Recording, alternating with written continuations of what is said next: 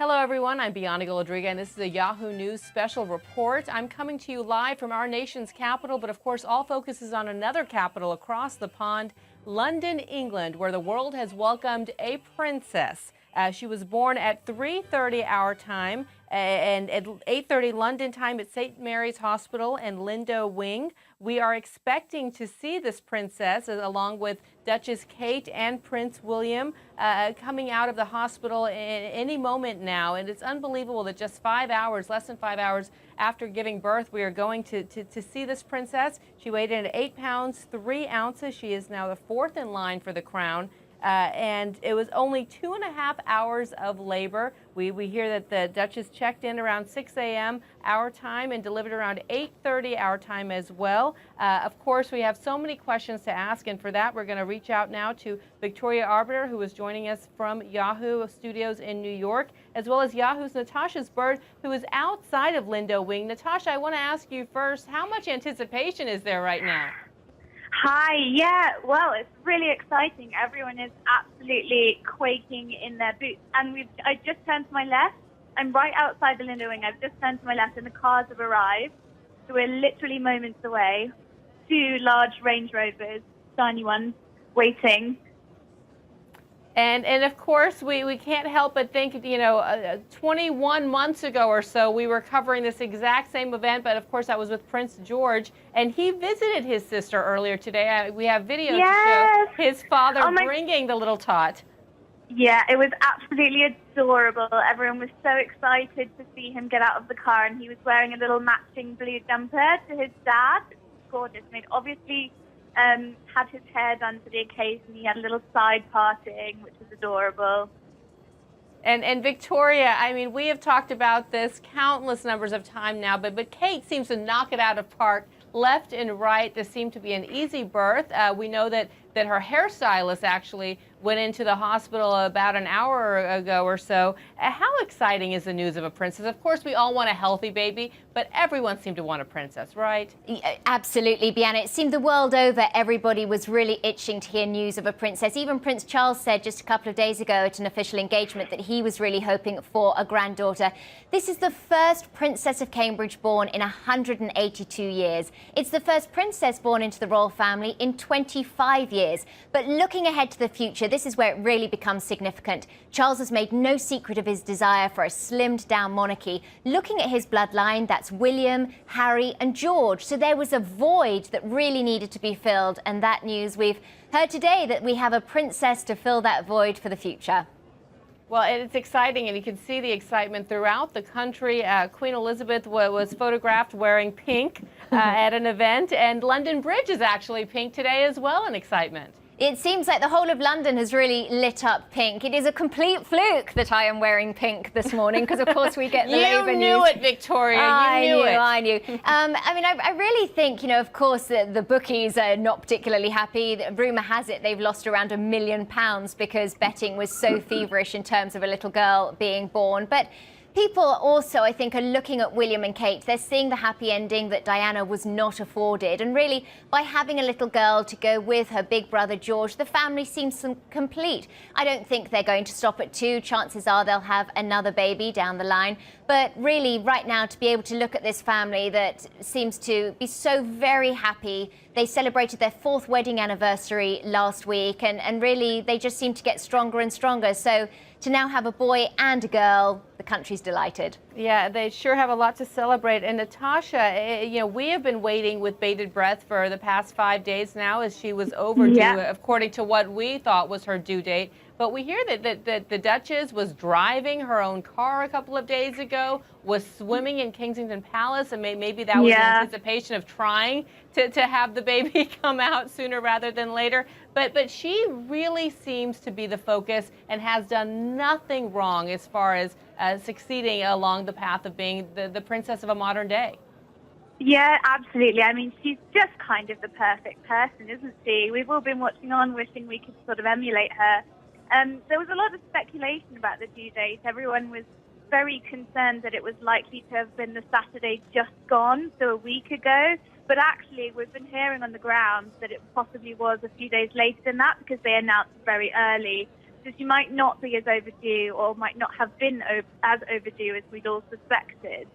But yes, the suggestion that she'd been going swimming, and the shots that we saw of her arriving in the car to go swimming suggested that she was trying to do everything she could to kind of bring it along. But yeah, I mean, she just seems to have breezed through, doesn't she? She was in at 6, and a couple of hours later, the baby was born. So yeah, I mean, it just, just can't really do it perfect. You're talking to somebody who was in 32 hours of labor, so I have no idea how she has done what she was able to do. But Victoria, can you talk about the impact this has on England as a whole, not just from a morale standpoint, but economically as well? You talked about the significance of having a princess. Really, this is where it starts to get, I suppose that the conversation becomes a little alarming, Bianna, because people are talking about the commercialization of a princess. Some reports last week were speculating that during her lifetime, she could be worth $1.5 billion to the British economy. So we've seen the Kate effect in full force. We've seen the George effect in full force. What a little girl really can do in terms of the great British high street. And because there's not, of course, going to be any hand-me-downs from George, we need a whole array of little dresses now.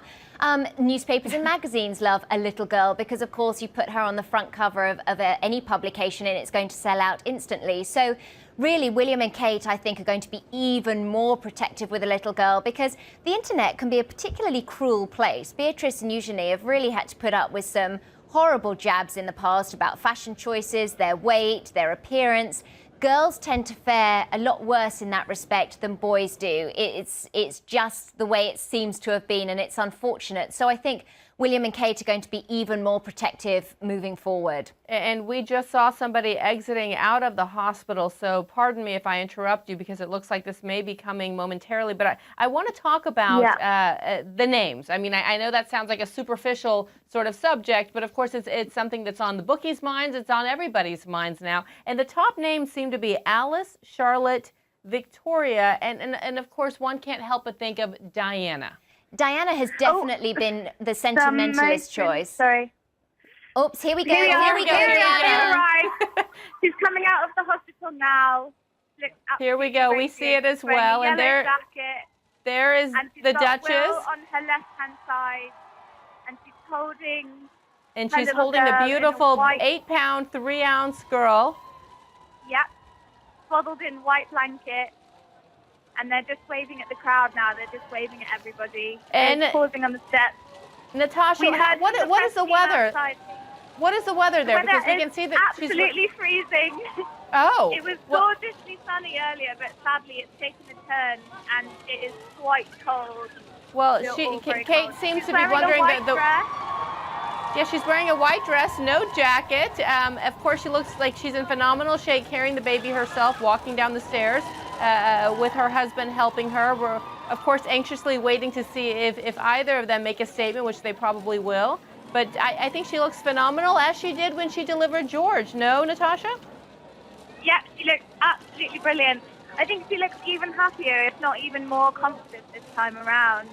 We're also seeing more of the baby this time around because George, of course, was swaddled so tightly in his blankets. This little baby has a little baby hat on, but we can see a clearer impression of her face. I'll be eager to see the photographs. That's right. No, I can see it perfectly clear. Inside.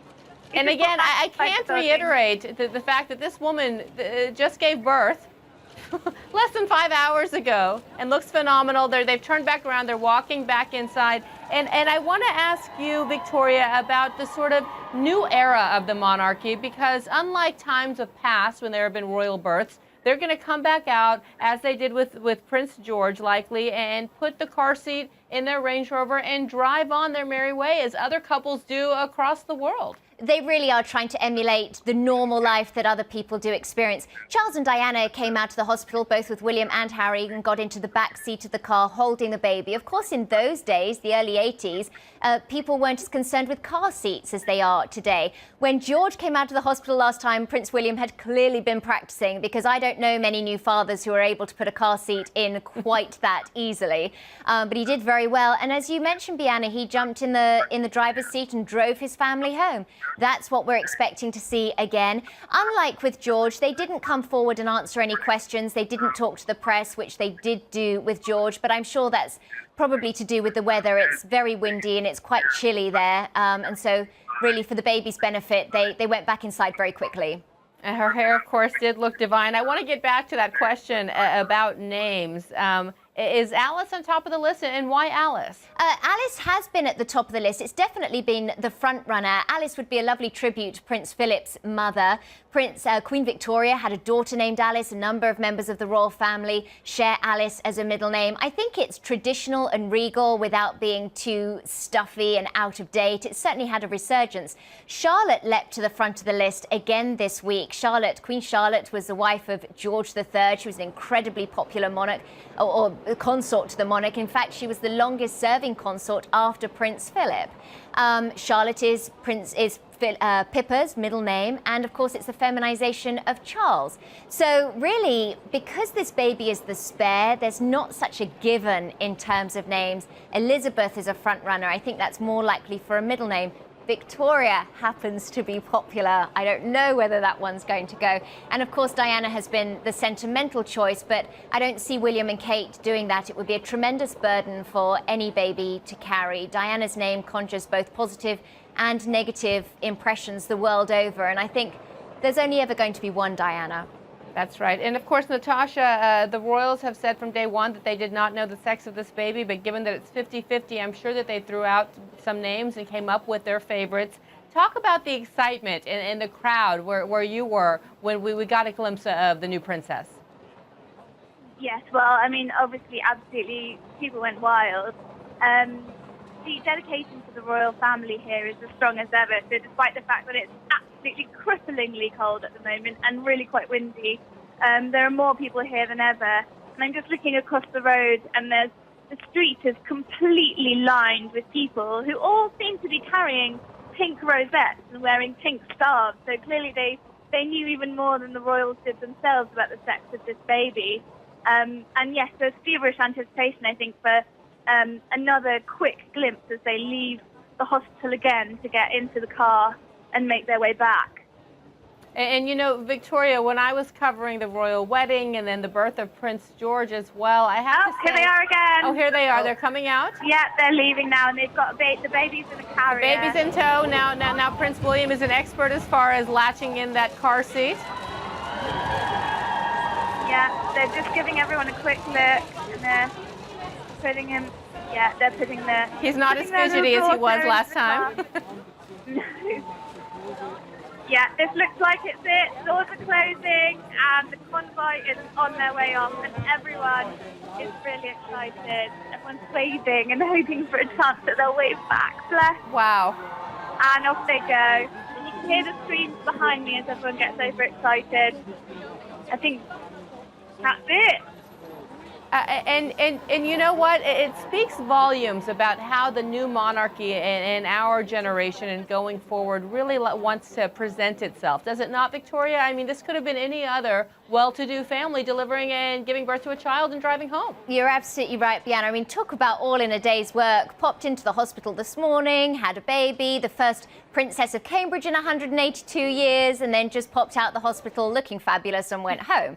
So really, I think it's that's kind of the way things are done in the UK, hoping that a birth all goes according to plan. People do tend to leave hospital the same day.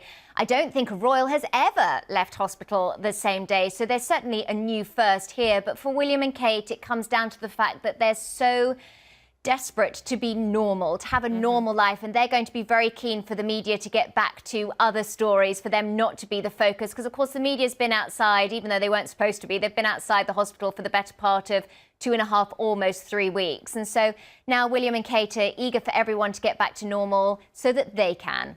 And they will likely be spending the night in Kensington, but Victoria, you and I spoke about their future plans, and that involves spending most of their time in Norfolk. Tell us a little bit about that town. That's right. Yep, they'll have a couple of nights at Kensington Palace, but they'll be heading as soon as they can to Norfolk, to Anmore Hall, which is their house on the Sandringham estate. The Sandringham estate, of course, is the Queen's private residence, and it's somewhere where really they are afforded tremendous amounts of privacy. Kensington Palace is in a fantastic situation in London. It's right by the park, by the high street. There's everything you could need, but it must be a bit like being under house arrest. With everyone with their camera phones, you can't go anywhere. Just last week, photographs surfaced in US and Australian publications of Prince George out with his nanny. That's what William and Kate want to avoid. And at Anmer Hall and in the village of Anmer, so many of the people that live around there work on the Sandringham estate. They're used to seeing royals around and about. They're used to that sight, and so they're not keen to sell pictures. They're not keen to get invested in their lives. They're just allowed to lead a normal life with fresh country air, plenty of room to run around, and most importantly, privacy. Yeah, and as we talk about how normal they are, of course, there's nothing normal about coming home with your new child with a police escort, and as we see the live video. And I want to leave this with you, Natasha, because my point earlier was, as much as everybody likes to say, oh, we're so over the royals, oh, that's so antiquated, there was so much excitement, not just amongst tourists, but amongst locals there when I was covering the wedding, when I was covering Prince George's birth, and of course I'm assuming the same with the new princess. Yes, well, funnily, actually, this second royal baby seems to have garnered maybe slightly less of the furore that we've seen around things like the royal wedding and the first birth. And I think possibly because it took everyone waiting for weeks and weeks this time for it to happen, that everyone... All right, and that concludes our coverage of the birth of the new Princess of Cambridge. She was born at 3:30 a.m. our time, 8:30 a.m. London time at St. Mary's Hospital in the Lindo Wing. We see the princess, along with her mother and father, being escorted back to Kensington Palace. She was born at 8 pounds, 3 ounces, a name still unknown, but she is the fourth in line now for the crown. And I want to thank our contributors and our guests today, Victoria Arbiter and Natasha Bird. Thank you so much for watching. I'm Bianna Golodriga.